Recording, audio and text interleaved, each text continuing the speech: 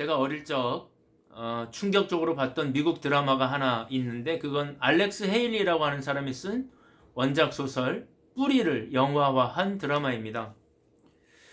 쿤타 킨테라고 하는 분이 주인공인데 이 사람은 실제로 알렉스 헤일리의 7대 할아버지가 되는 사람입니다.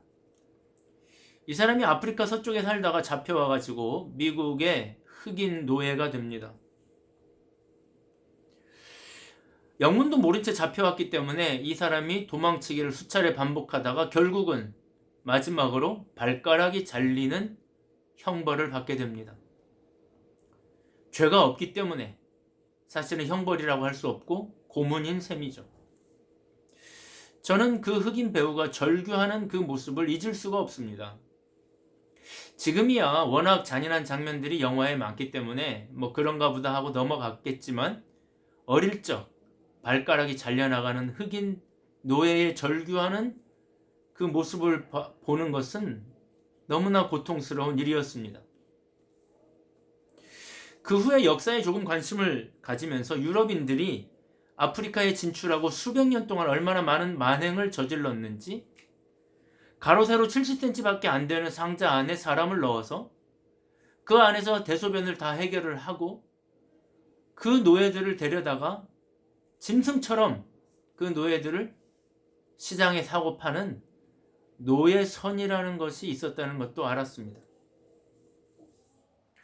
아무 이유 없이 사람을 잡아다가 노예 시장에서 사고 파는 무역을 소위 삼각무역이라고 했는데 그것 때문에 유럽이 얼마나 많은 재화를 얻게 되었는지도 알게 되었습니다. 제가 굳이 이 얘기를 설교 중에 꺼내는 이유는 불편하고도 고통스러운 현실이 바로 그런 일을 저지른 사람들이 대부분 교회를 다녔다는 것입니다. 170cm, 180cm 정도 되는 길이에 70cm, 가로 70, 세로 70cm짜리 상자 안에 사람을 넣어서 그 안에서 대소변을 해결하고 그러다가 병이 들면 바다에 던져서 죽이고 강제로 데려다가 가판 위에서 운동을 시키고 그러다가 병이 들면 다시 수장을 시키는 일을 반복했던 그 사람들이 노예들을 때리고 죽였던 그 가판 위에서 예배를 드립니다. 대체로 그 당시의 상선들은 무장을 한 사람들과 선교사들을 같은 배에 태웠습니다. 가서 전쟁을 해야 될지도 모르고 또 아프리카에 선교를 목적으로 가는 사람들도 있었기 때문에 모두 한 배를 타는 것입니다. 그래서 대체로 그 배의 선주들이나 상선의 선원들, 무장한 군인들은 그 선교사의 인도를 따라서 예배를 드리는 것입니다. 하나님이 자신들의 항해에 함께 해주시도록 기도하면서 예배를 드립니다. 이것이 우리의 불편한 진실입니다. 기독교인들이 아무 죄 없는 흑인들을 잡아다가 그들을 사고팔고 그들을 온갖 고통으로 몰아넣으면서도 주일에는 예배를 드리고 감사헌금을 하는데 더 큰 문제는 죄책감이 없습니다. 윌버포스 같은 양심적인 그리스도인들만이 외롭고 지난한 싸움을 싸웁니다. 그런 이야기를 담은 영화가 어메이징 그레이스라고 하는 영화입니다. 사랑하는 여러분, 어디서부터 잘못된 것일까요? 교회는 왜 이런 일을 반복하는 것일까요? 저는 오늘 본문에 기대어서 이 문제를 한번 생각해 보려고 합니다. 우리가 지양해야 될 것은 무엇이고 지향해야 될 것은 무엇인지 한번 곰곰이 생각해 보려고 합니다. 오늘 본문 19절을 보세요. 그러므로 우리가 화평의 일과 서로 덕을 세우는 일을 힘쓰나니, 여기 힘쓰다라는 동사는 디오코라고 하는데 이 말은 사실 힘쓰다라는 말도 되지만 원래는 도망가다 그런 뜻이 있습니다. 어떤 상황에서 쓰는 말이냐 하면 약한 동물들이 사나운 맹수들에게 쫓겨서 도망할 때 쓰는 단어입니다. 왜 이 단어가 사용되었을까요? 동물들이 맹수에게 쫓겨 도망할 때 얼마나 목숨을 걸고 도망하겠습니까? 그런 심정으로 힘쓰라는 말입니다. 그러니까 다른 말로 하면 생명을 걸고 이것이 기독교의 생명이다 생각하고 힘쓰라는 것입니다. 사랑하는 여러분, 오늘 본문에 보니까 교리에 목숨 걸지 말고 화평의 일과 덕을 세우는 일에 목숨 걸고 힘쓰라고 되어 있습니다. 화평과 덕을 세우는 일이 기독교의 생명입니다. 왜 십자군이나 노예무역이나 침략 전쟁이 일어납니까? 왜 기독교 국가라고 하는 모든 나라들은 침략을 밥 먹듯이 했습니까? 화평이 생명이라고 하는 이 성경 말씀을 몰랐거나 모른 척했거나 잘못 배웠기 때문입니다. 사랑하는 여러분, 이 코로나 시대에 우리가 이것을 곰곰이 생각해 보아야 합니다. 다시 배워야 합니다. 하나님은 우리에게 두 가지 큰 계명을 주셨습니다. 하나는 땅끝까지 이르러 복음을 전파하라는 말씀이고, 다른 하나는 이웃을 내 몸과 같이 사랑하라는 말씀입니다. 교회의 사명을 크게 두 기둥으로 말씀드린다면, 하나는 전도고 하나는 구제가 아니라 사랑입니다. 전도와 사랑입니다. 전도도 목숨 걸고 해야 되겠지만 사랑도 목숨 걸고 해야 합니다. 여러분, 우리 자신을 한번 잘 보십시오. 우리는 남과 싸우기 위해 남의 약점을 공격하고 나의 옳음을 주장하기 위해서 얼마나 많은 에너지를 사용합니까? 내가 손해보지 않기 위해서, 내가 억울한 일을 만나면 그것을 해결하기 위해서, 나의 억울함을 풀기 위해서 얼마나 많은 에너지를 사용합니까? 그러나 여러분, 정작 화평을 이루기 위해서, 우리 주변을 평화롭고 화목한 공간을 만들기 위해서, 마음에 들지 않는 한 사람을 사랑하기 위해서는 얼마나 많은 에너지를 사용하고 있는가?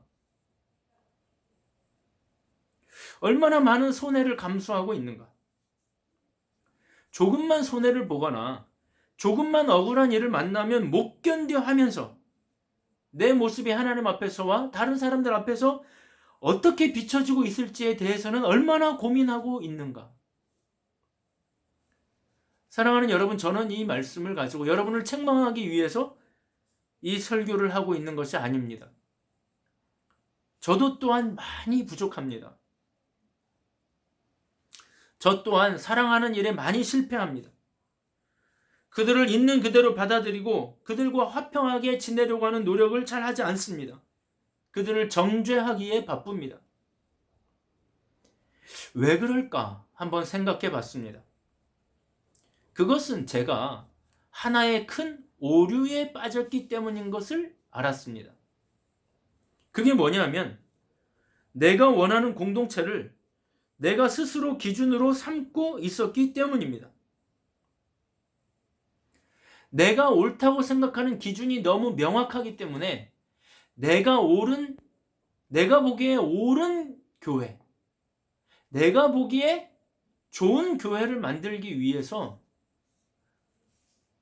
교회를 목회하다 보니까, 공동체를 이끌다 보니까 나도 모르게 옳은 교회, 좋은 교회를 만들고 있는 것이 아니라 내가 보기에라고 하는 기준이 생겨버렸던 것입니다. 내가 보기에 좋은 공동체, 내가 보기에 좋은 교회를 만들려고 하다 보니 그것이 기준이 되어서 내 기준에 맞지 않는 사람들을 정죄하고 그들에게 화를 내고 그들을 용납하지 못하고 있다는 것을 알았습니다. 여러분, 좋은 교회 만들려고 하지 말기를 바랍니다. 왜냐하면 좋은 교회라는 말 속에는 나에게 좋은이라고 하는 기준이 잠재적으로 내포되어 있기 때문입니다.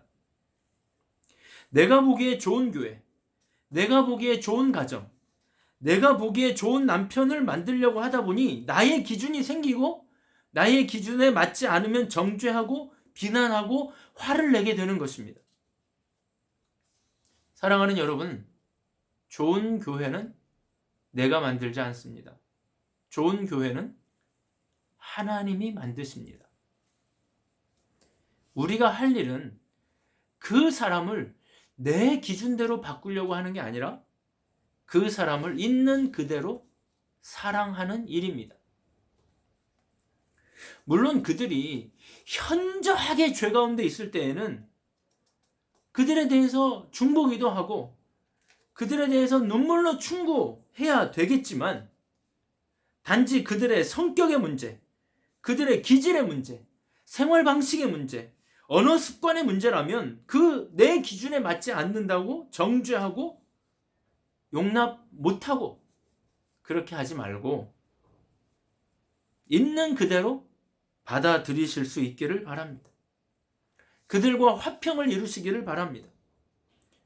그들과 여러분 사이에 덕을 세우시기를 바랍니다. 로마서 12장 18절에 보니까요, 할 수 있거든 너희로서는 모든 사람으로 더불어 화목하라. 여기 모든 사람이란 말은 예수 믿는 사람만, 우리 교회 다니는 사람만을 말하는 게 아닙니다. 교회 안에 있거나 교회 밖에 있거나 모든 사람과 더불어 화목하려고 우리의 에너지를 사용하라. 거기에 힘쓰라. 그 말씀인 것입니다. 그래야 하나님이 일하십니다. 그래야 하나님이 그 안에서 역사하셔서 좋은 교회를 만드시는 것입니다. 사랑하는 여러분, 여러분 주변에 있는 분들 있는 그대로 받아들이실 수 있기를 바랍니다. 여러분의 남편, 여러분의 자녀, 여러분의 목사님, 여러분의 장로님, 여러분의 성도들, 여러분의 동료들, 이웃들, 친척들, 친구들 있는 그대로 사랑하고 있는 그대로 받아들여야 합니다. 여러분의 기준 자체를 아예 없애버리시기를 바랍니다. 벨기에 사람들이 가장 존경하는 신부님이 한 분 계십니다. 그분이 바로 문둥이 성자 다미안으로 알려져 있는 분입니다. 이분이 1840년에 벨기에에서 태어나셨는데 천주교 신부가 되었습니다. 형의 영향을 받아서 선교의 꿈을 갖게 되었는데 그가 원하던 곳이 바로 하와이에 있는 몰로카이라고 하는 섬이었습니다. 그 섬은 나환자들, 그 책의 표현 그대로 하면 문둥이들이 사는 곳이었습니다. 이분이 이곳에 처음 가보니까 정말 사는 것이 참혹하기 그지없었습니다. 처음에 나환자들을 전도하러 들어간다고 할 때 교구의 신부들이 다 말렸습니다. 그러면서 마지막까지 했던 말이 뭐냐 하면 절대로 직접적인 터치는 하지 마라. 그들을 만지거나 껴안거나는 하지 말라고 신신당부했는데 이 다미안 신부는 그렇게 하지 않았습니다.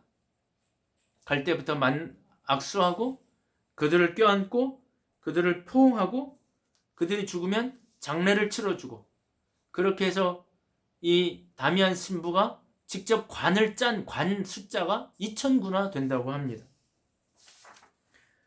그런데도 그들은 이 신부님을 거부했습니다. 당신은 멀쩡한 사람이라 우리의 처지를 모른다. 어떻게 당신이 우리의 마음을 아느냐. 적대와 냉대가 이루 말할 수 없었습니다. 너무 마음이 상한 다미안이 기도를 합니다. 하나님, 나도 그들처럼 되게 해주십시오. 그러다가 1885년 나이가 45살이 되었을 때 목욕을 하다가 갑자기 뜨거운 물을 자기의 발등에 붓는 실수를 합니다. 그런데 뜨거운 물이 발등에 떨어졌음에도 불구하고 전혀 감각이 느껴지지 않는 것입니다. 그의 기도대로 나병에, 한센병에 걸린 것입니다. 그 자리에서 무릎을 꿇고 기도합니다. 하나님 감사합니다. 이제 저도 그들과 같이 되었습니다. 이제 저도 그들과 똑같은 고통을 안게 되었습니다. 이제는 그들도 알 것입니다. 하나님이 그들을 얼마나 사랑하시는지, 제가 그들을 얼마나 사랑하는지. 그리고 그 주의 첫 설교를 이렇게 시작합니다. 사랑하는 나의 형제들이여, 우리 문둥이들은. 여러분, 처음 이 문장을 시작할 때 몰로카이의 많은 나환자들이 깜짝 놀랐습니다. 왜냐하면 평소에는 사랑하는 나의 형제들이여, 하나님은 여러분을 사랑하십니다, 이렇게 시작해야 되는데 우리 문둥이들은 이렇게 시작을 하니까 다들 놀랄 수밖에 없었습니다. 그리고 그 설교를 마치자 다들 눈물바다가 되었습니다. 다미안 신부의 설교는 이렇게 마쳐집니다. 하나님께서 우리 문둥이들을 얼마나 사랑하시는지 아십니까? 말씀을 마치려고 합니다. 다시 알렉스 헤일리의 소설 뿌리로 돌아옵니다. 하루는 쿤타킨테가 주인의 배려로 좋은 옷을 입고 백인들의 파티에 함께 가게 됩니다. 그러나 그 파티는 이미 쿤타킨테가 들어갈 수 없는 파티장이죠. 밖에서 서성이고 있는데 어디선가 고향에서 듣던 아름다운 선율의 하모니카 소리가 들리는 것입니다. 그 소리를 따라가 보니 자신처럼 아프리카에서 잡혀온 흑인 노예들이 하모니카로 아프리카 고향의 노래를 부르며 놀고 있는 것입니다. 그들은 서로를 껴안고 함께 울며 함께 노래를 불렀습니다. 그곳에 평화와 기쁨이 깃드는 것입니다. 사랑하는 여러분, 그 순간에 하나님이 그 공간에 찾아가셨다면 백인들이 흥겹게 노는 파티장에 찾아갔을까요? 아니면 흑인들끼리 고향의 노래를 부르며 얼싸안고 눈물 흘리는 그 오두막을 찾아가셨을까요? 사랑하는 여러분, 저와 여러분이 살고 있는 공간에 하나님이 오셔서 역사하시려면 저와 여러분의 공간을 사랑의 공간, 화평의 공간으로 만드셔야 합니다. 여러분의 가정과 여러분의 주변에서 하나님이 역사하시기를 원하신다면, 하나님이 여러분을 강력하게 축복하시기를 원하신다면 여러분의 삶의 공간을 화평의 공간으로 만드시기를 바랍니다. 사랑하는 여러분, 저는 여러분에게 간곡히 권합니다. 여러분의 삶의 공간을 화평의 공간으로 만드십시오. 거기에 생명을 걸기를 바랍니다. 저 지구 반대편에 가서 복음을 전하는 열정보다 여러분의 삶의 공간을 화평의 공간으로, 덕을 세우는 공간으로, 사랑의 공간으로 만드는 열심을 하나님은 더 원하십니다. 하나님은 저와 여러분이 평화의 도구가 되기를 원하십니다. 사랑하는 여러분, 저는 가을이 되면 꼭 한 번씩 읽고 넘어가는 시가 한 편 있습니다. 바로 김현승의 시, 가을의 기도라고 하는 시입니다. 가을에는 기도하게 하소서. 내게 주신 겸허한 모국어로 나를 채우소서. 사랑하는 여러분, 가을에 할 일이 많습니다. 추수감사절도 있습니다. 열매를 거두기도 해야 하는 시기입니다. 그럼에도 불구하고 시인은 왜 가을에는 기도하게 해달라고 했을까요? 가을에는 왜 겸허한 주님의 언어들로 나를 채워달라고 했을까요? 사랑하는 여러분, 이 가을에 다른 것보다도 우선적으로 하나님을 만나 하나님의 언어들로 저와 여러분을 채우는 가을이 되실 수 있기를 축복합니다. 하나님의 언어들로 우리의 영혼을 채우고 그 언어들을 사용하여서 저와 여러분의 주변을 화평의 공간, 평화의 공간, 덕을 세우는 공간, 사랑의 공간으로 만드실 수 있기를 바랍니다. 지금 여러분의 마음 가운데 생각나는 부담되는 사람이 혹시 있습니까? 지금 사랑의 마음으로 바꾸실 수 있기를 바랍니다. 사랑하기 힘들면 사랑하게 해달라고 기도하기를 바랍니다. 이번 한 주간 화평과 덕을 세우는 일에 최선을 다하기를 바랍니다. 마음의 분노가 치밀어 올 때 우리처럼 연약하고 악한 우리를 위해 십자가에 돌아가신 예수 그리스도를 떠올리실 수 있기를 바랍니다. 그렇게 해서 이번 한 주간 꼭 승리하는 저와 여러분 되실 수 있기를 주님의 이름으로 축복합니다.